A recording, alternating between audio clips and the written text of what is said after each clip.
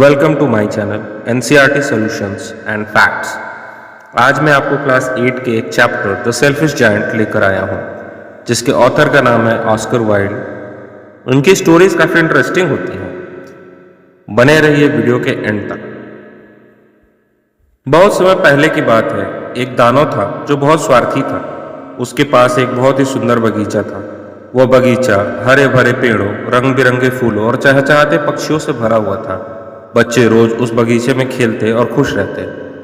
लेकिन जब दानव 7 साल के लिए अपने दोस्त राक्षस के यहाँ गया तो बच्चों ने उस बगीचे के खेल का मैदान बना दिया। रोज दोपहर में स्कूल से लौटकर वे वहां खेलने आते। एक दिन दानव वापस लौट आया। उसने देखा बच्चे उसके बगीचे में खेल रहे हैं। उसे बहुत गुस्सा आया। वो जोर से चिल्लाया, ये मेरा बगीचा है, किसी और को यहाँ खेलने की अनुमति नहीं है। उसने तुरंत एक ऊंची दीवार बना दी और एक नोट लगवा दिया, बिना इजाजत प्रवेश निषेध। अब बच्चे बहुत उदास हो गए। उन्हें खेलने की कोई जगह नहीं मिली। वे इधर उधर भटकते लेकिन खुश नहीं रहते। अब जब बच्चे नहीं आते थे तो बगीचे में वसंत नहीं आता था।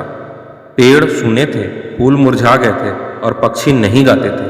बगीचे में सिर्फ सर्दी का ही राज था। बर्फ गिरती रहती, ओले पड़ते रहते और उत्तर की ठंडी हवा चलती। दानव हैरान था, तो उसके बगीचे में वसंत क्यों नहीं आता। एक दिन सुबह दानव बिस्तर पर लेटा था, तभी उसने मधुर संगीत सुना।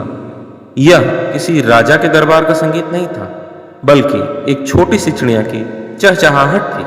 बहुत समय बाद वह कोई चिड़िया को सुन रहा था। उसने खिड़की से बाहर झांका और देखा कि उसके बगीचे में बच्चे वापस आ गए हैं। वे दीवार में एक छोटा सा छेद करके अंदर घुस आए थे। वे अब पेड़ों के पास खेल रहे थे और पेड़ भी खुश होकर हरे भरे हो गए थे। फूल खिल उठे थे, चिड़िया फिर से गा रही थी। अब हर जगह वसंत लौट आया था। लेकिन एक कोने में अब भी सर्दी थी।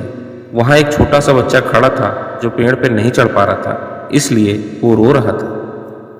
यह देखकर दानव की आंखों में आंसू आ गए। उसका दिल पिघल गया। उसने धीरे से दीवार को तोड़ा और बगीचे में चला गया। बच्चे उसे देखकर डर गए और भागने लगे, लेकिन वह छोटे बच्चे के पास गया और उसे प्यार से उठाकर पेड़ के पास रखा। पेड़ तुरंत फूलों से भर गया और चिड़िया गाने लगी। बच्चे समझ गए कि अब दानव बदल गया है। अब वो स्वार्थी नहीं रहा। बच्चों ने वापस आकर बगीचे को अपनी खुशियों से भर दिया। दानव हर दिन बच्चों के साथ खेलता और बहुत खुश रहता। वर्षों बीत गए।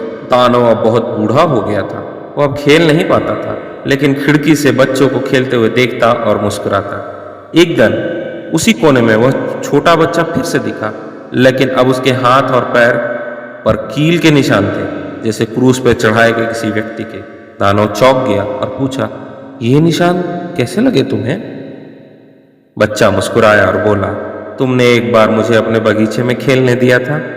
आज मैं तुम्हें अपने बगीचे में ले जाने आया हूँ, स्वर्ग के बगीचे में।